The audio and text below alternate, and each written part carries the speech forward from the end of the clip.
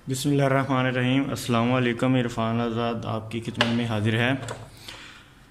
आज मेरे पास एक यूपीएस आया है, पुराना मॉडल है। ये HV1000 वाला मॉडल है जो सबसे पहले आए थे। ये आप देख सकते हैं, मॉडल है HV1000। तो इसमें फ़ॉल्ट ये है, ज़ीरो फॉल्ट दे रहा है। ये मैं आपको दिखा देता हूँ। इसकी वायर्स लगा लेते हैं हम लोग।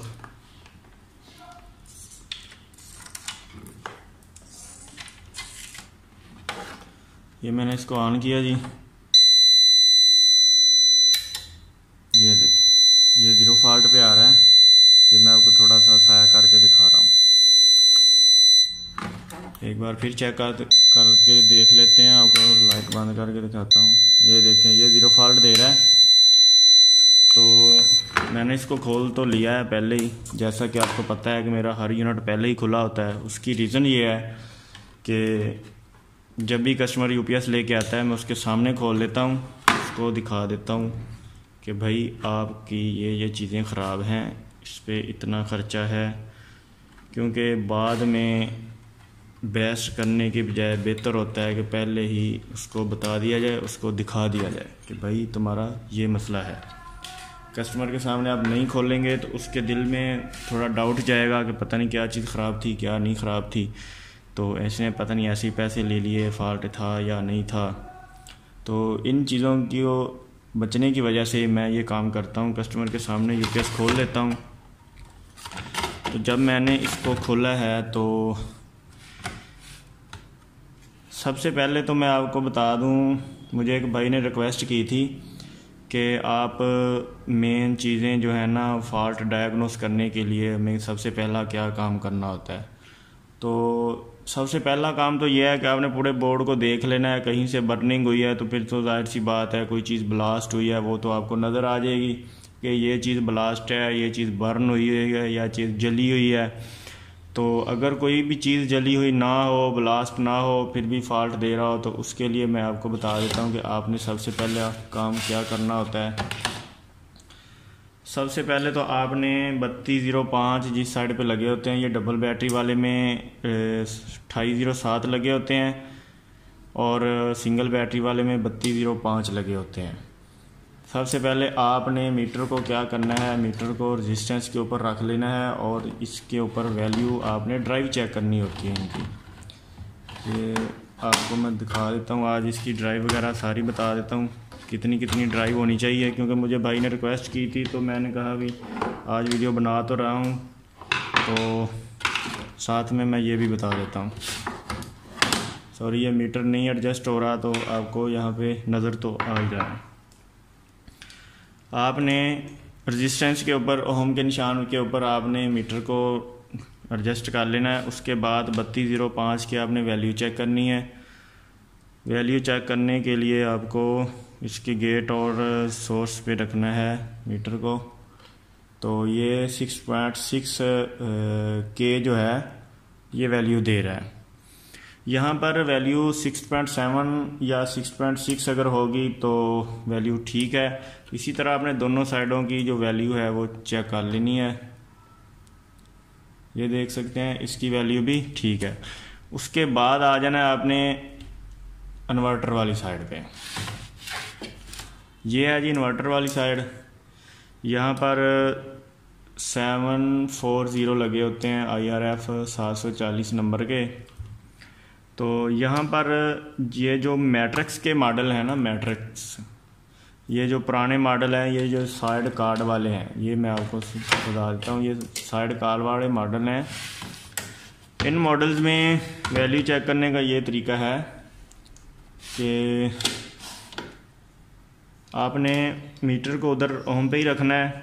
तो यहाँ पर आपको नज़र आ रहे होंगे 1 2 3 4 5 लगे होते हैं ये, ठीक है। डबल बैटरी वाले में ये 9 लगे होंगे, ये जो जगह खाली है यहाँ पर भी लगे होंगे।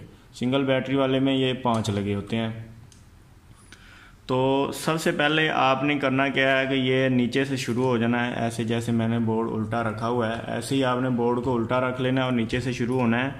नीचे से शुरू होकर आपने पहले की गेट और सोर्स पे चेक करना है वैल्यू। यहाँ पर इसकी वैल्यू जो है वो चलनी चाहिए आगे, मिसाल के तौर पर जैसे मैं आपको दिखा देता हूँ, ये आप मीटर के ऊपर देख सकते हैं। ये देखें 5, 6, 7, 8, 9, 10, 11, 12, इस तरह जो ये वैल्यू 12, 13 पर जाकर रुकेगी। इस तरह ये वैल्यू चलनी चाहिए जैसे आपको ये मीटर पे नज़र आ रही है, एक इसकी और एक इसके साथ जो है। ये भी देख सकते हैं आप 6, 7, 9, 10, ये ऐसे वैल्यू जो है, सॉरी मीटर मुझसे सही तरह से नहीं एडजस्ट हो पा रहा, तो ये आप देख सकते हैं। इस तरह इसकी वैल्यू जो है रन करनी चाहिए, चलनी चाहिए, नीचे से ऊपर की तरफ जानी चाहिए। उसके बाद आ जाते हैं आगे वाले 3, इनकी 49.9 के वैल्यू होती है। यहाँ पर हम वैल्यू चेक करेंगे, 48 दे रहा है, ये देखें 49.7, इसका मतलब ठीक है। ये 49.9 के की यहाँ पर रेजिस्टेंस लगी होती हैं SMD में, तो ये सब की चेक कर ली, ये सब ठीक है। इसका फॉल्ट तो बेसिकली ये है, मैंने आपको ये दिखाना भूल गया हूँ, यहाँ पर बर्न हुआ है, ये 1K लगी होती हैं ब्रिज डायोड के पास, तो ये बर्न हुई हैं। तो मैंने आपको बताना था कि ये वाली ड्राइव जो है, इस तरफ जो ड्राइव भी मैंने आपको बता दी है, और ये वाला सेक्शन जो है इसमें भी आपको ड्राइव बता दी है। जो नए मॉडल आ रहे हैं एक्सियम के हो गए, या जिसमें कार्ड ये नहीं लगा होता, वहाँ पर इसकी 5.0 होगी जो भी होगा। अगर सिंगल बैटरी वाला होगा तो उसकी 6.6 ही होगी, अगर डबल बैटरी वाला होगा तो उसकी जो है 5.0 वैल्यू होगी। तो यहाँ पर भी मैंने आपको बता दिया है, यहाँ से वैल्यू चलनी चाहिए इन दोनों की, और इनकी 49.9 के। अगर ये वैल्यू नहीं बनती, अगर इसकी वैल्यू नहीं बनती तो उसमें सबसे पहले आप इन सब को निकाल लेंगे, निकाल के फिर आपने वैल्यू चेक करनी है। अगर वैल्यू बन गई है तो इसका मतलब है कि आपके जो IRF हैं, FETs हैं, ये ख़राब हैं। अगर फिर भी वैल्यू नहीं बनती तो इसकी आपने 10 ओम चेक करनी है, इसके साथ हर एक के साथ एक 10 ओम और एक 20 के SMD लगी हुई है, ठीक है। ये 20 के है और ये 10 ओम है, ये 20 के है और ये 10 ओम है, ठीक है। इस तरह आपने चेक कर लेना सबको। अगर इनमें से कोई ख़राब है तो उनको चेंज करें। एक चीज़ आपने ध्यान में रखनी कि जब आपने इनको चेंज करना है तो ये सारी एक साथ ही कर दें, आप इसमें रिस्क ना लेंगे ये वाली ठीक वैल्यू दे रही है तो मैं इसको चेंज नहीं करता, तो आपको ये सारी ही चेंज कर देनी चाहिए। उसके बाद आ जाता है जी, अगर फिर भी वैल्यू नहीं बनती, ड्राइव अगर फिर भी पूरी नहीं हो रही 6.6 के, तो यहाँ पर एक 3525 IC लगा हुआ है, इस IC को आप निकाल देंगे तो फिर आपकी वैल्यू पूरी हो जाएगी, ठीक है। क्योंकि जब ये आउटपुट ख़राब होती है, सेक्शन ये वाला ख़राब होता है, तो इसके साथ 3525 जो IC है वो भी ख़राब हो जाता है। उसके बाद आ जाते हैं जी, ये वाला सेक्शन जो है इन्वर्टर साइड का, इसमें ये होता है कि अगर इसकी वैल्यू नहीं बन रही तो, मिसाल के तौर पर यहाँ पर अगर वैल्यू 49.9 के ही दे रहा है, हालांकि इसको यहाँ पर वैल्यू कम देनी चाहिए, 6, 7, 8, 9, 10 इस तरह देनी चाहिए। उसमें अगर वो वैल्यू नहीं दे रहा तो आपको 220 ओम लगी हुई है यहाँ पर SMD, ये वाली हर एक के साथ 220 ओम और 49.9 के लगी हुई हैं। 220 ओम आप चेक कर सकते हैं, उनमें से अगर कोई ख़राब है तो उसको आप रिपेयर करेंगे, रिप्लेस करेंगे तो ये ठीक हो जाएगा। अगर फिर भी आपकी वैल्यू नहीं बनती तो आपने ये ड्राइव कार्ड पे आ जाना है। इस कार्ड के अंदर लगे हुए हैं ये NPN लगे हुए हैं, ये जो 4 एक लाइन में लगे हैं ये सारे NPN हैं, मज़ीद इनके ऊपर कोड्स भी लिखे होते हैं। इनको आपने चेक कर लेना है, अगर इनमें से कोई शॉर्ट है तो वो चेंज करेंगे तो आपकी वैल्यू वहाँ पर बन जाएगी। उसके बाद आ जाती है यहाँ पर 3.3 के लगी हुई है, 10 के लगी हुई हैं, यहाँ पर हर एक के साथ 10 के और 3.3 के एक एक लगी हुई है, यहाँ पर 2 के लगी हुई हैं और यहाँ पर 1 के लगी हुई है, ठीक है। आपने इन सब को चेक कर लेना है, इनमें से अगर कोई एक भी ख़राब होगी तो आपकी वहाँ पर वैल्यू नहीं बनेगी। उसके बाद इस साइड पे आ जाते हैं, ये 3 एक साइड में लगे हुए हैं, ये PNP ट्रांजिस्टर हैं, इनमें से आपने चेक कर लेना है, इनके साथ भी 10 के लगी हुई है और 500 ओम लगी हुई है। और ये डायोड लगे हुए हैं। ये डायोड बहुत कम ख़राब होते हैं, ज़्यादातर जो है वो पीएनपी ख़राब हो जाते हैं और एनपीएन ख़राब हो जाते हैं। इसके अलावा और इसमें कोई चीज़ ख़राब नहीं होती, या फिर 500 भी ख़राब हो जाती हैं। ऑटो कपलर लगे हैं वो नहीं ख़राब होते, और इसमें 4007 जो हैं डायोड लगे हैं वो भी बस ज़्यादा ख़राब नहीं होते। वो बाज़ दफ़ा होता है कि अगर ये चीज़ें चेंज करने में आपका नहीं भी हो रही वैल्यू, तो आप पूरा ड्राइव कार्ड भी चेंज कर सकते हैं। अगर आपको लगता है कि आप ड्राइव कार्ड रिपेयर नहीं कर पा रहे, तो आप पूरा ड्राइव कार्ड जो है यहाँ से इसको निकाल दें, निकाल के इसकी जगह पर दूसरा लगा देंगे तो आपकी वैल्यू पूरी हो जाएगी। उसके बाद आ जाते हैं जी चार्जिंग सेक्शन में।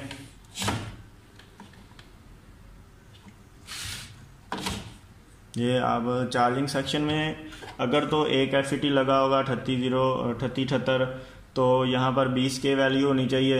अगर 2 लगे हुए हैं तो यहाँ पर 10K होनी चाहिए। तो ये इसमें 2 लगे हुए हैं, तो इसमें हम चेक कर लेते हैं जी कितनी वैल्यू है, 10K है। इसका मतलब ये इसकी वैल्यू ठीक है, और उसके साथ जो है ये भी 10K है।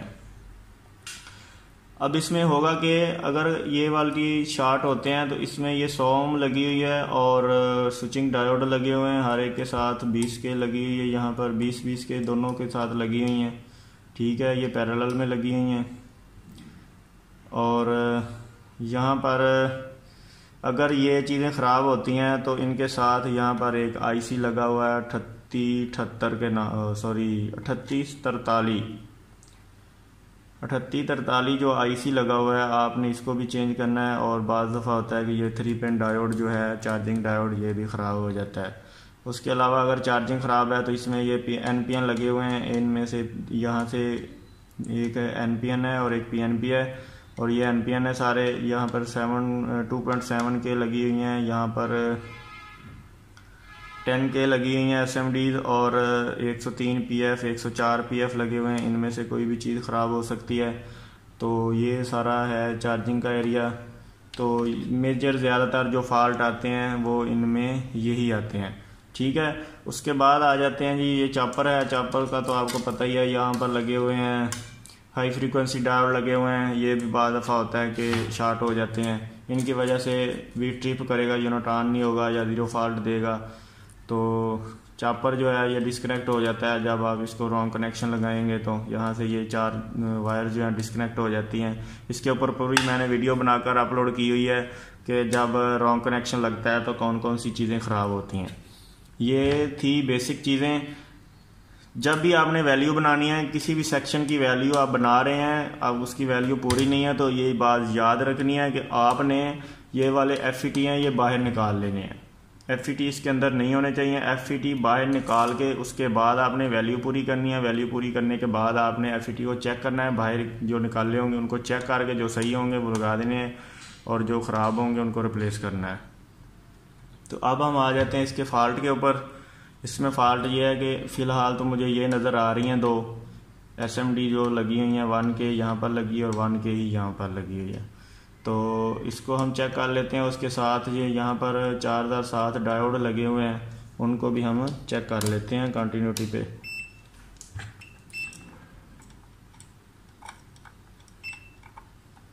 चार 7 तकरीबन ठीक हैं। तो अब इसको हम रिप्लेस कर देते हैं। ये जो 1K लगी हुई हैं, रिप्लेस करने के बाद इसको करंट देकर देखते हैं ऑन होता है या नहीं होता।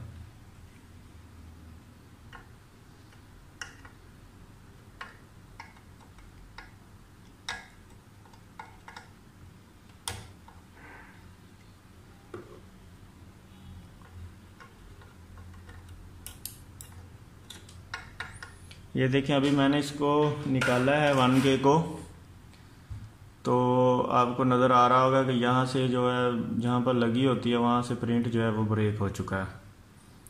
तो इसको निकालते वक्त भी आपने थोड़ा ध्यान में रखना है। मैं क्या करूँगा, यहाँ से थोड़ा स्क्रैच करके लेमिनेशन को तो इसके ऊपर जो है फिक्स कर दूँगा, दूसरी जो मैंने 1K लगानी है।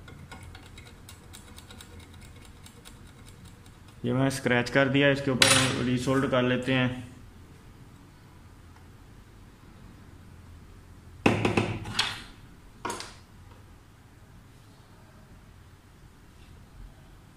ये अभी मैं 1K दूसरी लगा रहा हूँ, नई वाली।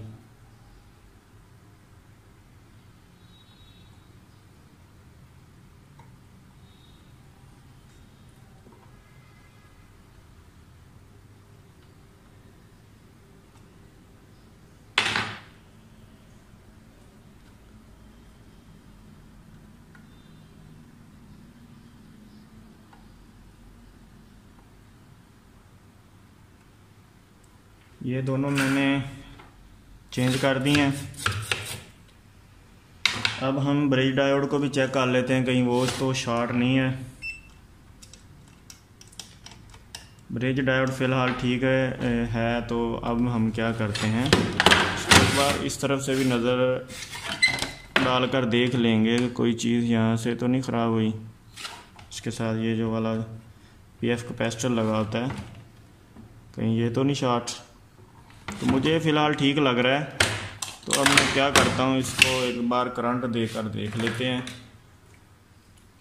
कि इसका फॉल्ट क्लियर हुआ है या नहीं।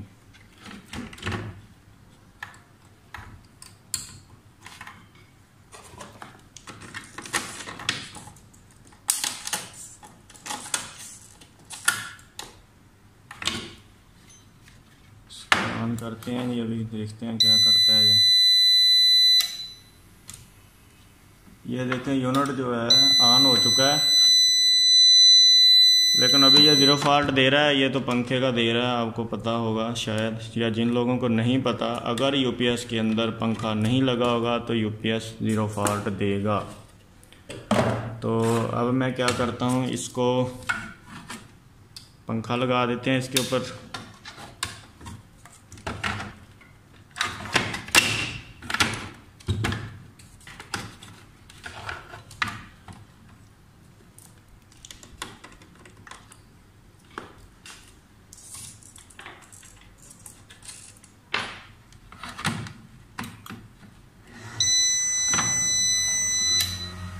ये देखिए अभी मैंने पंखा भी लगा दिया है, तो अब ये एरर नहीं देगा। अब आपको ये नज़र आ रहा होगा।